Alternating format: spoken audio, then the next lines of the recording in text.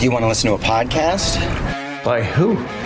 Georgia GOP Congressman Doug Collins. How is it?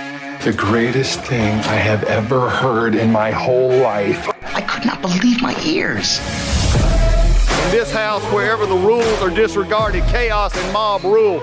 It has been said today, where is bravery? I'll tell you where bravery is found and courage is found. It's found in this minority who has lived through the last year of nothing but rules being broken, people being put down, questions not being answered. And this majority say, be damned with anything else. We're going to impeach and do whatever we want to do. Why? Because we won an election. I guarantee you, one day you'll be back in the minority and it ain't going to be that fun. Everybody, welcome to the podcast. Just glad to have you back today. Thanks for everything that you're doing, all the info, all the stuff that you're going. Go to the DougCollinsPodcast.com, hit the email button, let me hear from you. Just lots going on in the world of live sports, politics. This is Friday's Finest. We got Chip, we got James. We're going to get into it because there's a lot going on. So let's just get after the break. Let's just jump in. You might have heard Mike Lindell and MyPillow no longer have the support of the box stores or the shopping channels as the way they used to. They've been part of the cancel culture, so they want to pass the savings directly on to you by having a $25 extravaganza. When Mike started MyPillow, it was just one product company. With the help of his dedicated employees, they now have hundreds of products. Some of you may not even know about that. So to get the word out, I want to invite my listeners to check out the $25 extravaganza. 2-pack multi-pillow use My Pillows are just $25. My Pillow sandals, $25. There's 6-pack of towel sets, $25. Brand new 4-pack dish towels, you guessed it, just $25.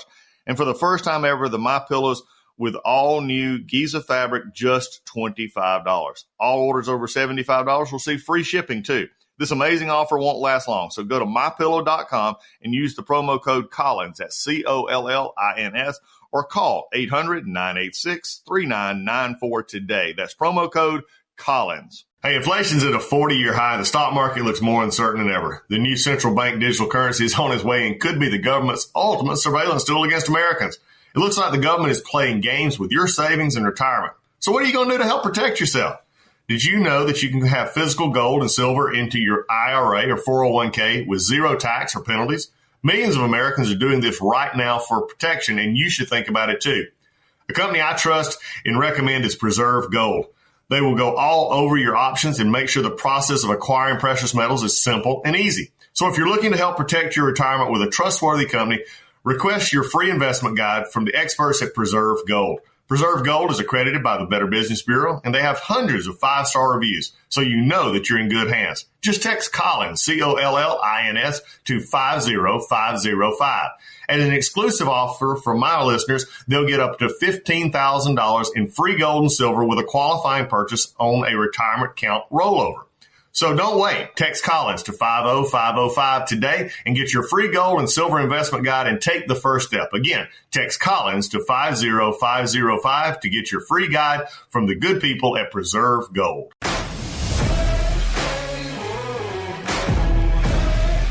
All right, welcome everybody. As I said a minute ago, the podcast, glad to have you here. It's been a crazy week. I mean, it's been one of those weeks. Chip, we start off here just a few minutes just to catch up a little bit. It's already amazing because, and I'm on full disclosure, so we're gonna be talking in the pre because we don't have Thursday night. We got a Thursday night game tonight. We got the Friday, so we're gonna be in a predictive mode, not a reactive mode to the Thursday night game tonight, and that's something just to talk about. So we're not gonna. You'll know the results of the Thursday night game, but we'll talk more about it. But also from the perspective of the week, Chip, it's Thursday, and it feels like it was Thursday of the next week with everything going on. I mean, my God, with the debate, with 9/11, in some ways, Chip, and I did a radio interview earlier this morning, and it's interesting the results of how everybody. Isn't it? You've been doing this years like I have. Isn't it still funny to me, though, how everybody reacts to debates emotionally? Oh, yeah, 100%. I mean, it's the only way to do it, right? It's like a college football or pro football game. And that's how you react. Yep. Just that adrenaline. It doesn't matter what was said. It doesn't matter what the polls said. And let's just say we've got at least some sort of eyeballs on some polls that were done now that would have taken in at least part of the debate. And it's and I'm going to brag on the podcast here, but Chip, we're sort of right. It really hasn't changed the numbers. And the one that's coming out to me, and if you want to get into this a little bit, I'll let you. You've seen this before, West Wing, and I talk about the TV show The West Wing a lot, but just because of the storylines. But in one of their episodes, they were talking about the State of the Union, and they were talking about focus groups and dial groups, what they call dial groups. And what this is, and Chip has done this a lot, is they'll have people in a room and they're watching it, and they dial up when they like, down when they don't like, and it sort of keeps a line. Chip, explain to people, especially who believe that Donald Trump just, didn't have a good night, that Kamala Harris had a great night, the moderators were perfect. Explain what we're seeing now that is showing up this morning and late last night, that they're now putting out some of these dial groups, that independents were basically tracking Republicans on most of the major immigration, economy, and other kinds of issues, and how that could play as a factor in these polling. Yeah, I mean, look, when you look at these presidential polls, it shouldn't be a surprise to a lot of people. It's not a surprise to me that let's say these independents, these swing voters, and some people say it's as much as 10%. I think it could be as small as 3.5%, but that doesn't matter. It's probably somewhere in between. The reality is they don't, they're independents or they're swing voters because they can't decide between what they view as a lesser of two evils right now. And the evil on the Democratic side are policies. They don't like Kamala Harris and Tim Walz and the left's policies. They don't like them. But they also aren't real comfortable with Donald Trump's style or his personality or what have you. And so they're trying to figure out, where do I land? And so, that's why a lot of us on the Republican side, if not all of us, want Donald Trump as best we can to stick to the issues, because if he does that, he wins those people over. But and I say win those people over. Let's say the undecided, Doug, is as high as 10%. These people aren't going to break in mass 4-1, 3-1, or even 2-1. So let's say right now, as we stand 53, 54 days out, whatever the number is, let's say you've got 8% that are undecided. They're likely going to break 53-47, 52-48, 55-45. They might break 50-50, Doug. I mean, and so, that's why, I saw a statistic the other day, and I wish I would have screenshotted it to kind of have it, but, this is the only presidential election in modern history. And we've got more polling, this year as more and more elections go by, we have more and more polling, that there hasn't been a national poll, not one credible national poll outside the margin of error. I mean, think about that. Think about that for a second. 100% of all national polls. Now, I know we don't elect our president by national popular vote. And so I generally think national polls are meaningless. Except when we're trying to highlight how close this race is, and it is. I've said it for months now, and I'll continue saying it. I just don't think we're going to see many shifts, certainly any major shifts between now and Election Day. I think we're going to go into Election Day not knowing who the president is, and I hate to say this, but we might wake up the day after the election and not know either. It could be that close. It's going to be close, I think. But I think that for all of the, and here's the funny part, Chip. You got the folks who are, going to be out in front and saying, oh, everything's great. Things are fine. Don't worry. Trump did fine. And then you have the phone calls that we get offline that aren't on podcasts, that aren't on interviews. And they say, oh my God, the wringing of the hand Republicans, what I call it. And, everything's terrible. Everything. And I just remind them, I said, look, what we just talked about on the issues that people are going to vote on, which I believe, and you and I have talked about for years now, is true. They vote on what is in front of them. They vote on economy. They vote on what's in their pocketbook. They vote on what they feel about immigration. They feel it. And those were the ones, what I was talking about on that tracking, and what you emphasized is when you're all going along here, and then all of a sudden on that dial group, all of a sudden the Republican number goes up, and you see the blue line start going down, but you see that yellow line follow It's like airplanes breaking off. Will they break off? Well, who are you going to go with? Break left, break right. Well, they broke consistently toward what the president was saying. President Trump was saying. So again, I say, look, would we all like to have had a fair moderator? Yes. Would we all like to have seen sharper answers? Yes. Would Democrats like to have seen any answers? Yes. But I think at the end of the day, I was on an interview with Rick Santorum yesterday, and Rick basically said this. He said, in another week, he said, we won't even be talking about this debate. He said, except in passing terms. He said it just won't happen. And I agree. I think this was is best to normal debate. Then we turn our attention to the fact that there may be a vice presidential debate. That one could get interesting, because one thing you can say about J.D. Vance, he's not one to, especially what we've seen in the last 75 days. Let's just put it that way, 70 days or so. And we saw it before. When he does the question-answer interviews, which he does very well on Sunday shows and everything else, this fits right into his alley. This is, and I don't think it does Waltz. I've known Waltz from Congress and everything else. So, in many ways, I am looking for a vice presidential debate. I think it'd be very informative looking ahead. Yeah, look, I hope we get a vice presidential debate. I think it'd be highly entertaining. Look, I'm a political junkie, and so I enjoy watching those things. I know, you do too, but yeah, look, I mean, if we're talking policies, like I said, these voters aren't undecided because they believe in what the direction the left is trying to take this country. They're undecided because they just have to get comfortable either again, or they have to get comfortable for the first time with Donald Trump. And I think, I still think there's a high degree of likelihood that Trump gets slightly more of that voter block than Kamala Harris does, which is why he has a very good chance, if not maybe the best chance, at winning this election, as close as I think it's going to be. I wouldn't bet against him. No, I would. Look, you have some very unique insights to Georgia, and especially coming off the last statewide races in 22, you were involved in some of that. If we talk about a new coalition, this will be our last political topic of the morning, political coalitions. And I've been making this point to groups that I've been speaking to, that we can wring our hands over the loss of, the quote suburban women, gender gap, however they want to call it. But there, and Kamala Harris has a very big gender gap, male gender gap, that they don't talk about either. But I mean, that's a whole different issue. But for instance, if we're losing 8 to 15%, I was going to say 15%, make it easy, of this quote college educated white suburban female vote from Trump perspective. But yet you're coming over here and you're seeing 4 to 5% gains in African American males. You're seeing 4 to 5% gains, or even higher, in Hispanics and Asians. That offsets, and I think Republicans have got to get comfortable with possibly a new governing coalition, a new voting coalition that we're not used to in that respect.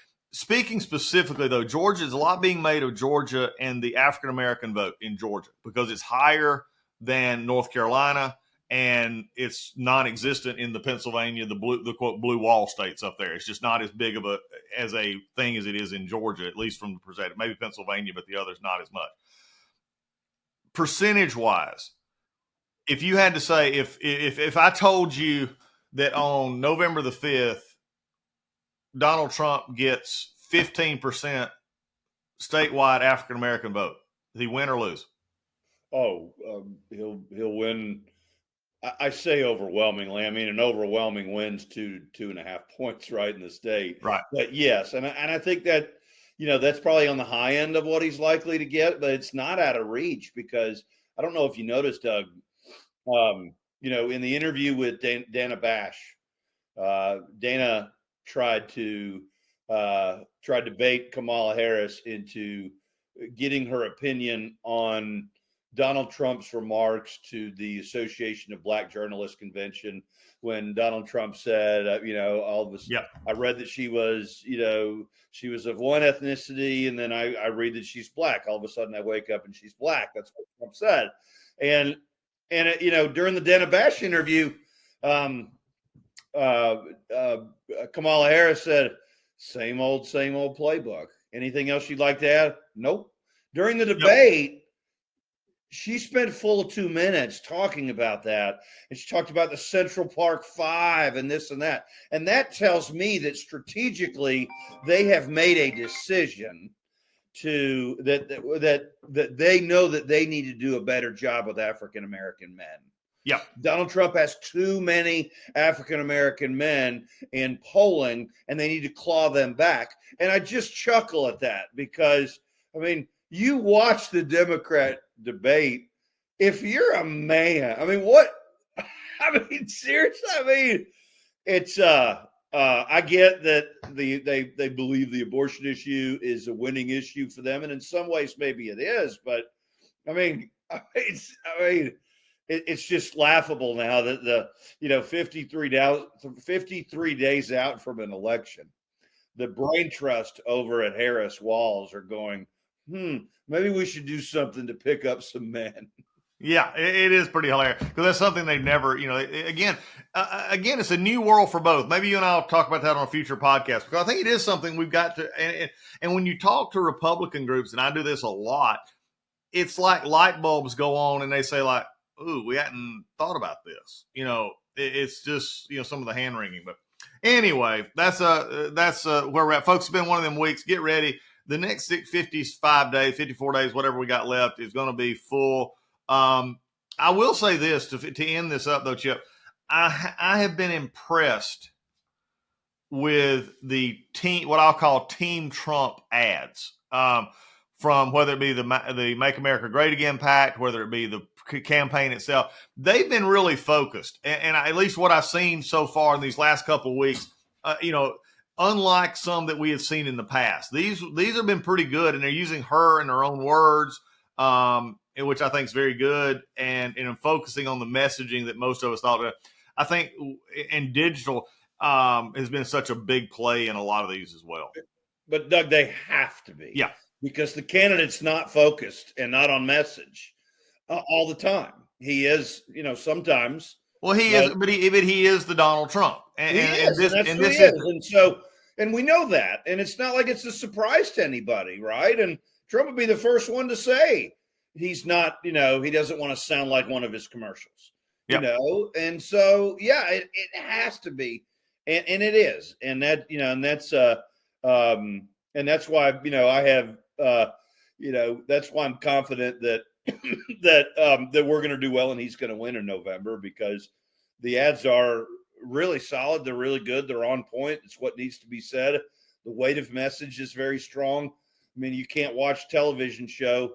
I mean, James might because he's traveling the world and he's in the state of Oregon. And I don't know that that's last time I checked, that's not a swing state. No, that's nowhere close. But we live in Georgia. So yeah, we see it all the time. And also specific, for all for all of the media, and I hate to say it, mainstream media in Georgia includes the AJC and others, but all across, they talk about is Trump's team behind. Well, I think they've got, well over 60, full-time staff here and everything. But also you have a lot of third-party groups that are also pitching in. And my mailbox, now think about this, presidential mailbox in Georgia for the month of August, I have received, I believe it's 4 or 5 decent pieces, all pro Donald Trump. Hold that thought, Doug. Hold that thought. Yep. There it is. I mean, it is. And it is. I mean, they're running the mail through the state party, which they should do. Yeah. Because they get a break on the postage rate. But yeah, I mean, it's September 12th, and I've gotten eight pieces of this size, and they're good. And that's good. It tells me they're on top of things. Yep.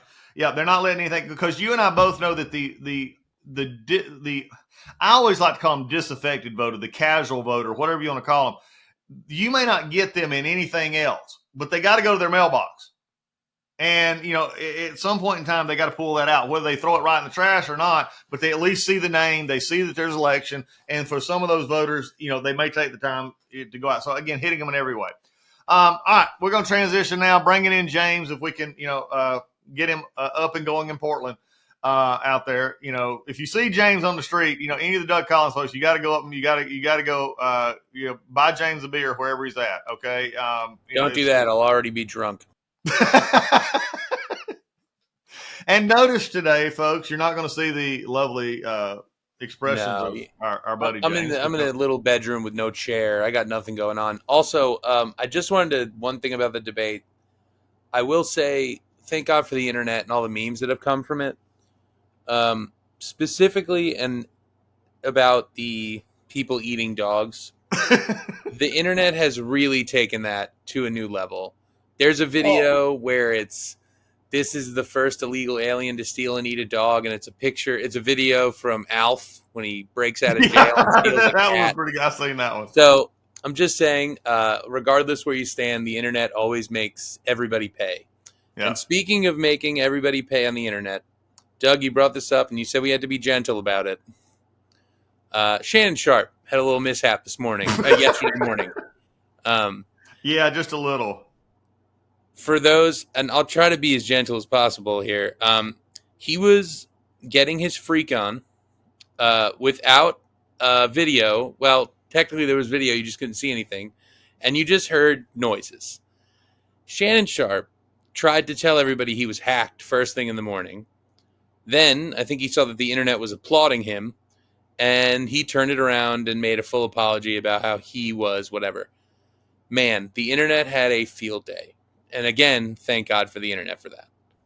So what I don't understand, James, was it live streamed or was it playing and then it was live streamed? It was live stream. Okay. So here's my question. Where was his phone? This is the only part that doesn't, was it just up against the wall? Thank God that it was in a position that we didn't have audio, or did the world get video as well? No, they just saw the floor. The headboard. They just saw the floor. They just saw the floor. Oh, it was the floor. Okay. I thought it was the head. I was so confused. What are you doing? The floor or the walls. I mean, anyway, but again, you folks, these are dangerous devices. They should be registered as weapons. More people have ruined themselves with these little things right here than most anything else combined. Okay, just realize this is not a toy. Okay, it's just amazing to see. But also, I have seen an unconfirmed report that ESPN has fired him. Is that true? I haven't seen that, but you know what? If that's the case, then bad on ESPN. Honestly, I don't disagree. What are we doing? He's not Paul Pierce, who went on live stream with literal hookers and smoking blunts. That was on purpose because he wanted to get fired.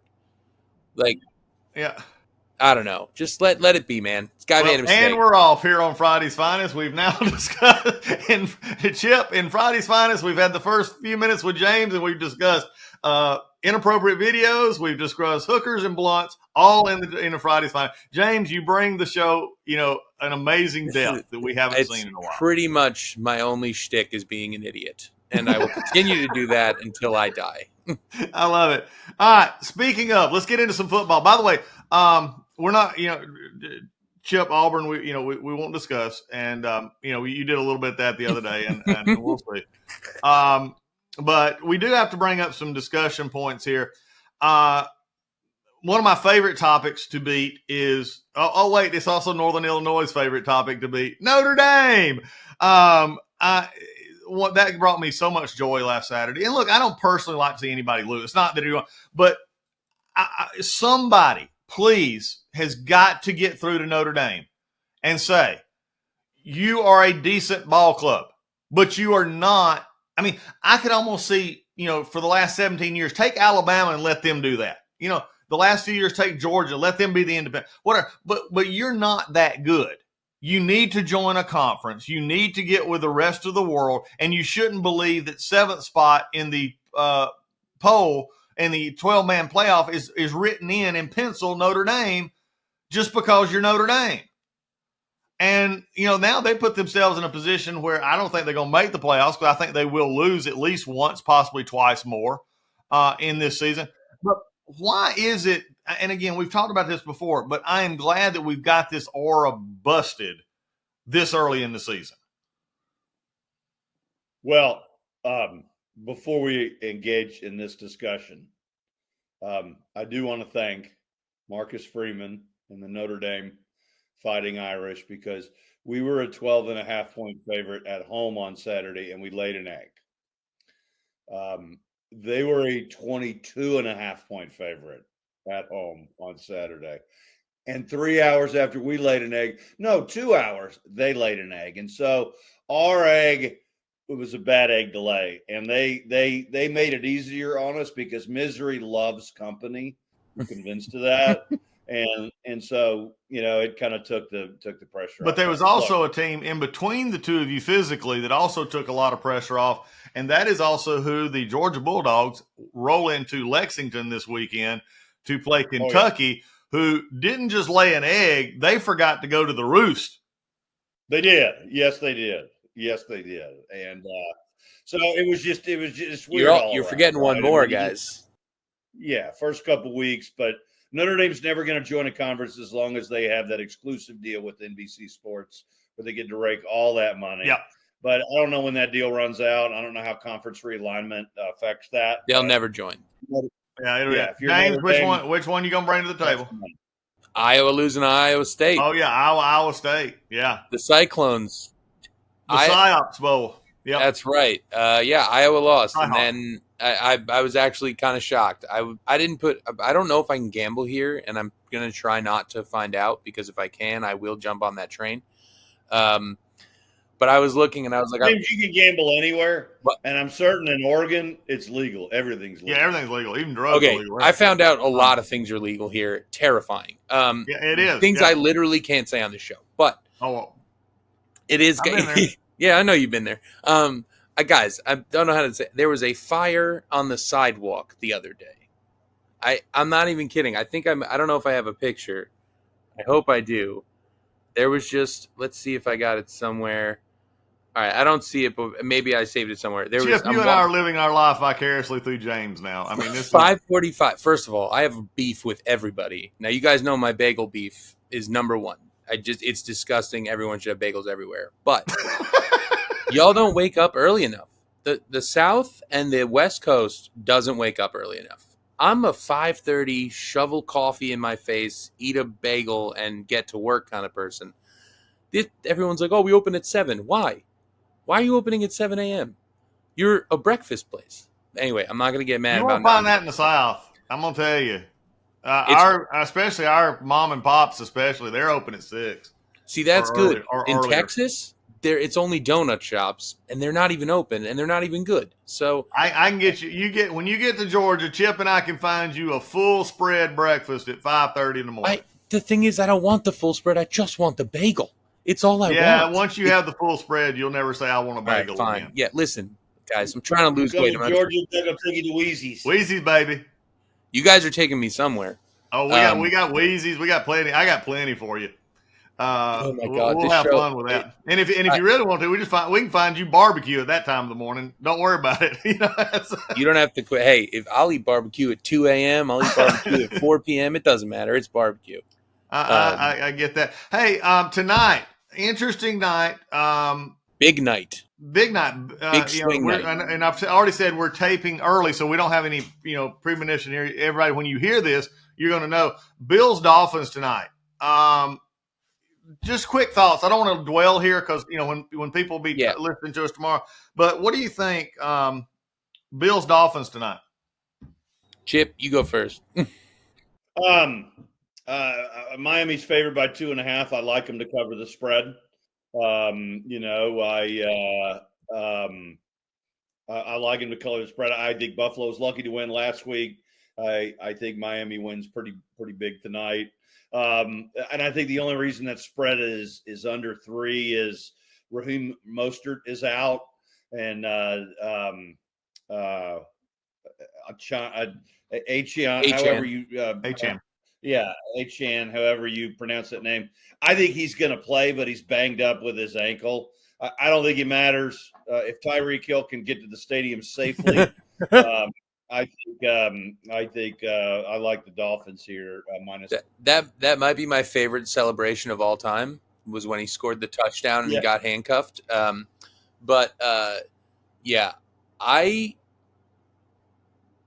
don't know. I don't want to say that.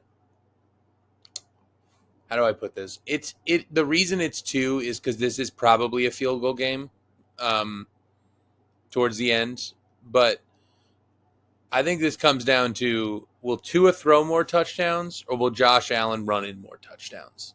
Yeah. Because Josh Allen looked I know he wasn't perfect. He looked unbelievable the other day, though. Like, he looked like he was coming for blood for everybody. Yeah, He's got to get used to his wide receivers. I think that's the biggest key. And I don't know how great the Dolphins secondary is. So I'm going to say the Bills take this one like 24-21 sort of situation. So you'll flip it. All right, I'm on opposite here. I'm actually, and I'll keep it pretty sweet because you both sort of mentioned that. Here's my thing. I think it's the Bills, and I would give 7. I think they're actually going to take this game a little bit more. And if you look at history, Allen has lived off the Dolphins secondary. I mean, he's had nothing below. In fact, I think the over under on his passing yards is 275 for this game. I would probably actually take the over on this game. So wow, it's just one of them feelings, and I just look at it, and coming off of everything that they have down there in Miami, that's the only real issue that I see coming up. With pro games tonight is we've got going. I want to turn to one that is this one. Oh, also before we get okay, and for this part, this is Doug speaking on Friday's Finest. Okay, if they don't want to be lumped into this is fine. But I've got to say something, and it was mentioned because we talked about it a little bit the other day. But this issue with Tyreek Hill and the officers. Okay, I've watched the videos. I've watched the body cam videos. I have been a part of this. I have now listened to leaders in different communities, police leaders, African American leaders. I've listened to sports people. I've listened to Miami-Dade. Here's my take. All right.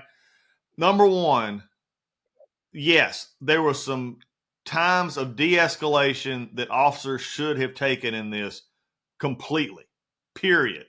Full stop. They chose not to. To me, the most egregious, and I know this may sound strange to some of you, was not the part was yes the part of where dealing with Tyreek, but the more egregious display of bluster was with I'm sorry I forgot his name. Calais Campbell. Derek Campbell, yeah. Calais Campbell, when he came up and you had one officer telling him to get back in his vehicle and he was going back to his vehicle and the other officer said, "No, you're talking to me now." Again, classic. And for somebody who's dealt in criminal justice, police reform, this kind of issues for years, they missed their chance right there. That was stupid.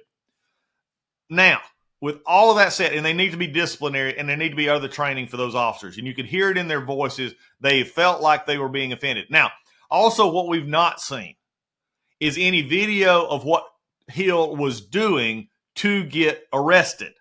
Okay? They didn't just stop him randomly. In fact, they told him when he came up, you were speeding, you were coming in. And he was in an area around the stadium in which probably you couldn't go that fast, but if he happened to be whipping in or speeding, again, just saying, I haven't seen that. But what bothered me is the de-escalation did not take place from the police, and it should have. That when the officer got his license, he should have just went back to the car, wrote his ticket, and brought it back to him instead of discussing. But now, here's where I'm going to have to differ. And I've looked across and I've seen different opinions on this. In fact, one of the Salem actual podcasters and radio host, Brandon Tatum, is he's an African American, actual cop. Has talked about this. Others have talked about it. Some sports figures have talked about this. Here is the issue: when he took his window down and then raised it back up and kept mouthing about "do your job, go do whatever you have to do," and raise the window back up. If you don't understand this, folks, they had already escalated, unfortunately, with more officers. That's the part that I still don't quite get. Why were there so many officers here? How long had this been taking place, or did he just run into several officers who were standing around outside the stadium? That was too many officers for a traffic stop. It doesn't look right. Something's not jiving here, okay? If they were chasing him, maybe there would be more. But here's my last thought. He rolled his window out. Those were heavily tinted windows, okay? I even saw one football player actually say, Tariq, man, what are you talking about? Those are the tinted windows I've ever seen. the personal safety issue for these officers. I understand why they wanted the window down. I understand why they wanted to see what they're doing. Because at that moment in time, they may or may not have known who it was, although they should have a Ferrari outside of the game going in the player's entrance, probably so. But, folks, we got to get better at this. Police have got to do a better job. The police have to de-escalate. The police have to take this time and make sure that we learn from this. They've got to. This is getting ridiculous, folks. And if they can't handle it, fire them. Put them working at Walmart. Do not have them out there with a gun, a badge, and a taser enforcing the laws of a state. But also, for me, for anybody else, that when you get stopped, there is a reason they do what they do. And you, if not an officer, may not understand that, but that's okay. Because they not know in Miami-Dade or other places, especially Atlanta and other places, you could be reaching for your license, but it's also there could be somebody reaching for a gun. There has to be balance here. I think Tyreek has now seen that. We've seen that in some of his comments yesterday, where he said he should have, maybe paid attention better. I agree with that. And look, I'm not letting him off, but I'm not letting the police off either. But this is a classic example of we got to do better, folks. That's my rant. Well, a couple thoughts on that. I don't disagree with any of that, Doug. I was happy to see Tyreek Hill say yesterday that he could have handled it better. And now it's the police's opportunity for the police chief to speak on behalf of the department and say we could have handled it better. Because at the end of the day, when you look at the body cam, it was obvious to me what he was doing. He was calling Drew Rosenhaus, his agent, because I guarantee you, Drew said, "Look, here's what I suspect was that. Why was he calling Drew Rosenhaus? My guess is because Drew has some pretty good contacts with them. You think? And so he's calling Drew to say, "Hey, man, call your guys. I mean, tell them there." And I think the reason there was such a big police presence there is it was a block from Hard Rock Stadium 4 hours on game day, 4 hours before the game. So, I think that was part of it. But what bothered me the most, and I agree with you, Tyreek should have rolled down the window, but he was calling Drew. He didn't want the cops to know he was calling Drew. And so I think it was fine to get him out. What I had a problem with, most had a problem with the cops was, almost from the top rope, the escalating officer, as he's standing on his feet handcuffed, and they tell him to sit. He's like, "Look, I just had surgery on my knee. It's not like you're sitting in a chair. The curb's this much higher than higher than the road, so you really got to kind of sit down." And I imagine it's pretty hard to do when you got handcuffs on, even as an athlete. And a guy comes over and basically grabs him by the back and shoves him down. Come on, man. You had you had two officers that you could see in that video that honestly need to be disciplined. They need to go, if not fired, because here's the thing that is true. That if they're not de-escalating there, where they honest to God have everybody watching them. This is the part that frustrates me the most on the police side here. Doug. Everybody in the world is watching them right there. They're honestly people walking with video cameras. And I heard somebody trying to excuse Tyreek saying he rolled up the window because he didn't want to cause a scene. Bull crap. Give me a break. That's just bull. He's calling Drew. He's calling somebody else. Why he wasn't calling a member of the Miami Dolphins, I don't understand. But, this is it. Of course, he pays Drew Rosenhaus millions of dollars. So, this ain't, but you're there in a very public arena, and just their voice. And so, again, without knowing the precipitating event, okay, that how this came to where that was, why were they, it's like my wife asked me sometimes, why are you so mad? Why did they, because from what you say, one of them in particular walked up mad. The first officer got the license and asked him to roll it down. And then you had another officer come in and said, "No, we're getting you out of the car." It wasn't the officer who had his license. If I remember correctly when watching this video, as an attorney, I've watched a lot of this video, but I believe that the officer who had the license was not the one who got him out of the car. He could have went back and wrote the ticket. Enough said, folks, we do better. Officers, I'm a son of a state trooper. I have fought for law enforcement on state level, federal level, and always will do. But we can do better. Also, if you're stopped, There's reasons the officers ask you to do what you're, no matter how, and as an attorney, no matter how pissed off you are on the side of the road, don't be stupid. Bottom line. Moving on to college football. Quite a transition. Can we skip college football this week? Can we just go? Yeah, we did. Now, let's talk specifically about Auburn and where they're at right now. No. We're going to skip college football this week. We're getting a lot to talk about. In the well, we do have a lot to talk about, but I do have a couple of games that are of interest. Look, I will say this, though, for Georgia fans, the line on this is minus 24. That's a big line. I'm going to tell you right now, as a lifelong Georgia fan, that 24, Kirby Smart could care a rat's rear end about a line. But 24 is a huge line. I do predict this probably will be within 24. I think it could be 21 or, higher. But that's a big line. And for those of you not familiar with Georgia, Kentucky, just go back and look at the history. It's going to be a game. And Stoops got embarrassed last week. Yeah, you're getting a lot of value with that Kentucky pick because it's only 24 because of what happened last weekend against South Carolina. Had they taken care of business, this line would be around 19 and a half. I could even see it at maybe 14 to 15, being at home. Yeah. But just from the fact that everybody Stoops has this persona, his brother, him, and everybody else have had this persona, and they've always gotten the benefit of the doubt. And he's not done a bad job up there. Okay. But when you have South Carolina come in and dog walk you, and it wasn't even close. They looked horrible at home. That's going to be an interesting, matchup as well. I tell you one I had actually a hard time picking on our little pool we have at the Kiwanis was the LSU South Carolina game. What about y'all?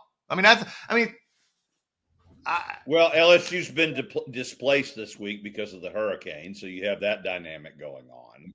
Oh, it's at South Carolina. That's what I'm saying, but LSU had to leave Baton Rouge early. Right. To get out for the hurricane. So, they're who's LSU's head coach? You just don't know which Brian Kelly. Exactly. So give me South Carolina.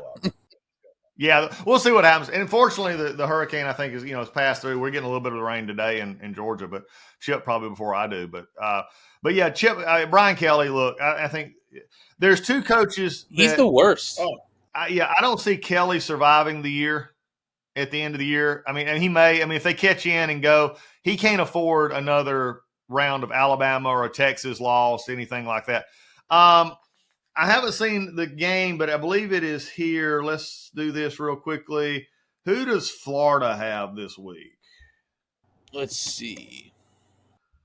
I forgot to look it up. I was going to look it up. Oh, it said Texas A&M.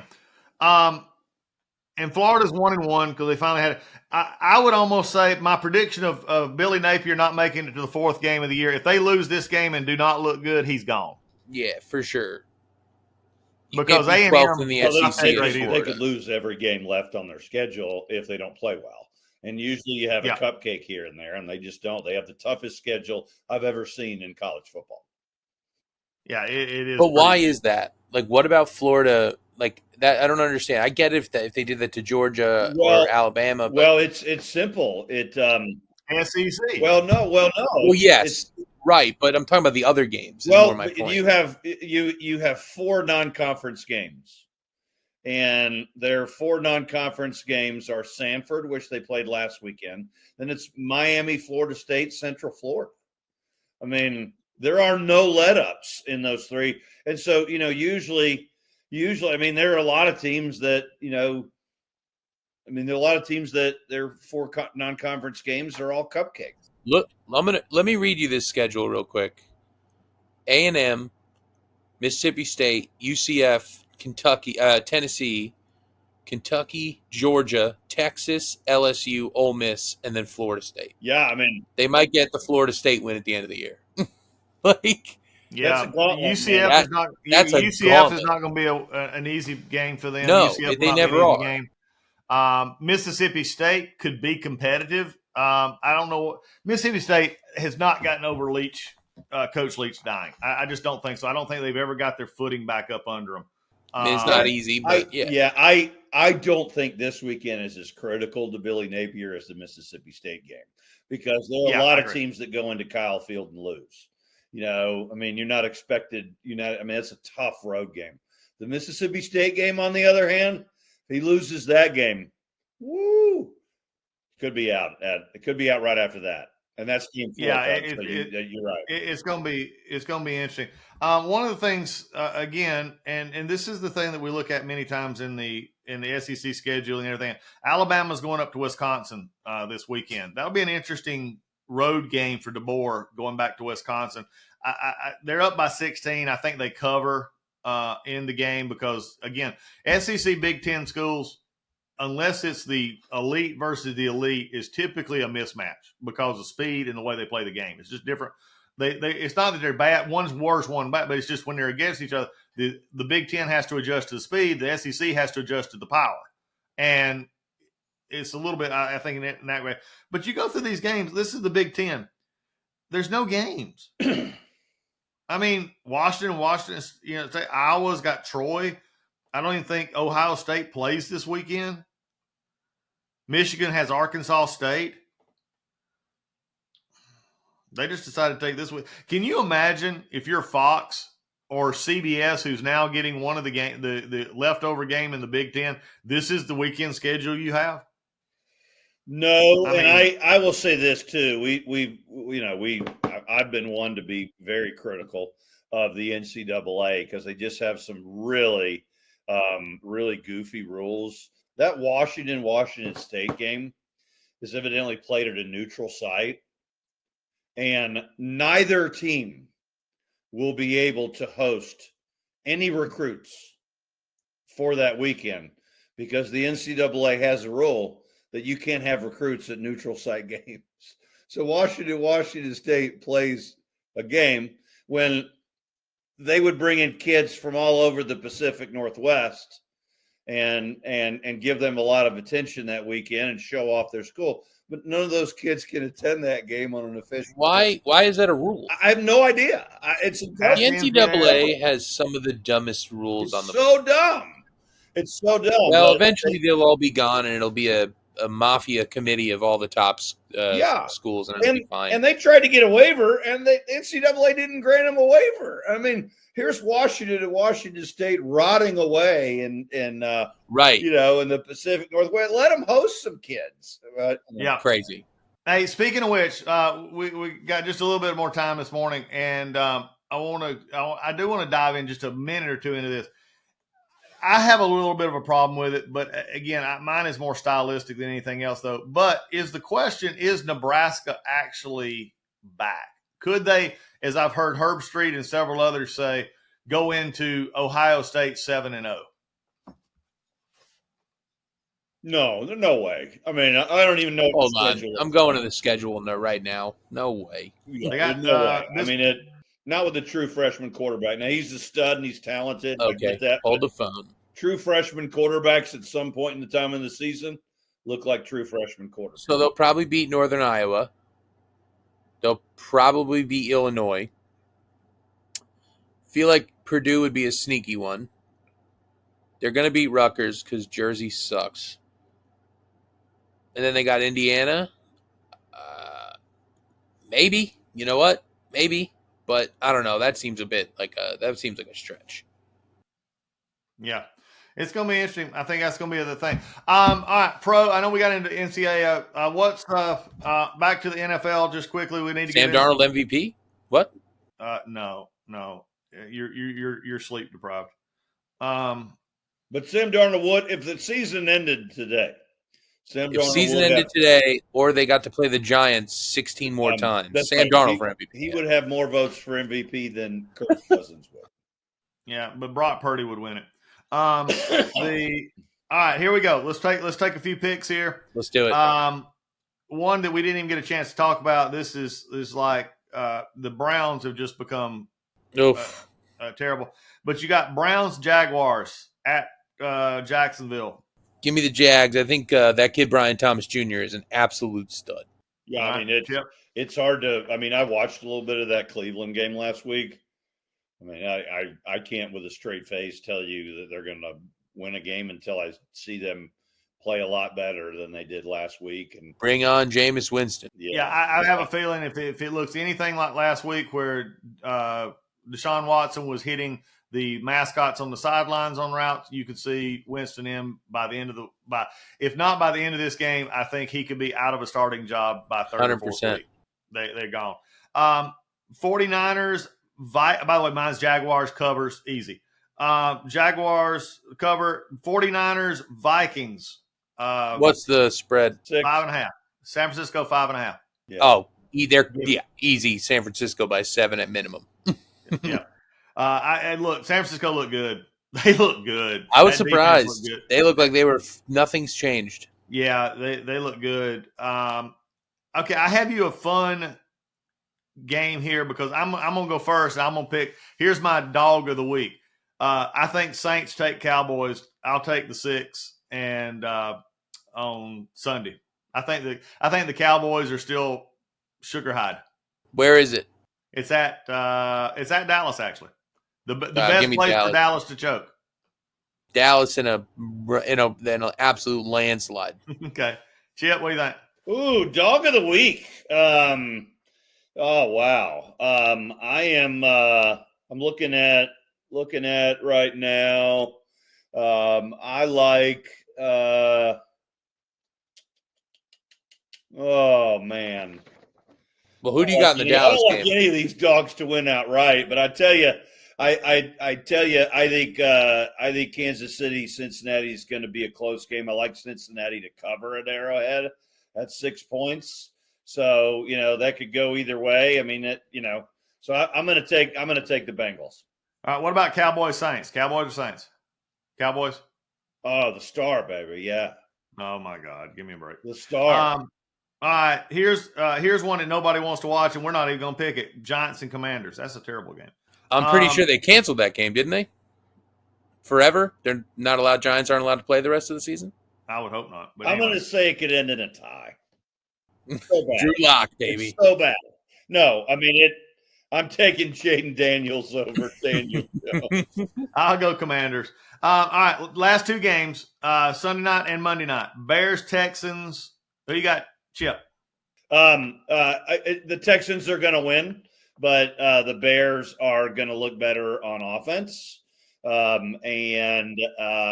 the Texans are just they're just in a better spot. And look, let's not forget C.J. Stroud started last year 0-2. I think Caleb Williams is going to stand this year 0-2. But then C.J. Stroud went on to have one of the better, freshman campaigns, rookie campaigns of anybody we've seen.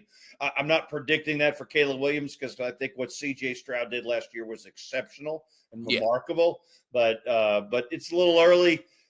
Caleb's still learning. He's going to have a much better game Saturday, but Texans end up with the W. James? Yeah, give me CJ. That dude is slinging it to every. I mean, even Stephon Diggs, who we were all nervous about, is getting the ball. So, yeah, I think Texans more than cover, and I think Caleb Williams, the over under for 150 passing yards, I'd take under. Oh, he's going for 250. Don't get it twisted. He's back. Yeah. All right. Speaking of another game that is just going to be probably really painful to watch, is the Falcons Eagles on Monday night. Falcons, by the way, historically never do well on Monday night. They're almost as good as Kirk Cousins, and we decided to bring Kirk Cousins in for Monday night. The Falcons don't do well on Sunday afternoon either.